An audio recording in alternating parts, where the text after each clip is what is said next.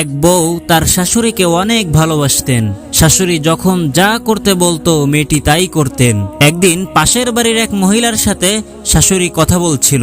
কথা বলার এক পর্যায়ে শাশুড়ি বলল, নিজের মেয়ে চিনির মতো হয়, আর বাড়ির বউ সে তো লবণের মতোই হয়। পাশের রুম থেকে বউ সেই কথাটি শুনে ফেলল। সেই দিন থেকে বউয়ের খুব মন খারাপ থাকতো এবং শাশুড়ির সাথে তেমন কথাও বলতো না। কয়েকদিন পর শাশুড়ি তাকে জিজ্ঞেস করলো, আচ্ছা বৌমা, তোমার কি হয়েছে? তুমি সব সময় মন খারাপ করে থাকো কেন? বউ বলল, মা, সেদিন আপনি বললেন মেয়ে চিনির মতো হয় আর বউ লবণের মতো হয়, বউরা কি সব সময় খারাপই হয়? শাশুড়ি তখন বলল, শোনো মা, তুমি আমার কথার মানেটা ভালো মতো বুঝতে পারোনি। আমি বলছিলাম মেয়ে চিনির মতো হয়। চিনি সব সময় মিষ্টি লাগে, কিন্তু সব সময় তাকে দরকার হয় না। তবে বউ লবণের মতো হয়, যার ঋণ কোনোদিনও শোধ করা যায় না।